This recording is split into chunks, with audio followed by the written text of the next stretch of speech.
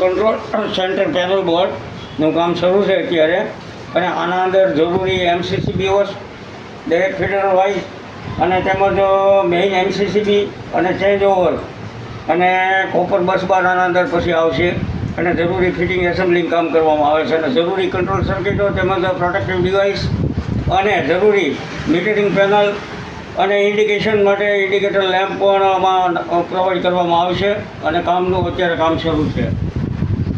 અને આ છે ઓટોમેટિક પાવર ફેક્ટર કરેક્શન માટેની પેનલ, APFC કેપેસિટર પેનલ, એનું કામ પણ કરવામાં આવશે. અને આ મિની ડિસ્ટ્રીબ્યુશન બોર્ડ છે અમારું, એનું કામ પણ આના પછી લેવામાં આવશે.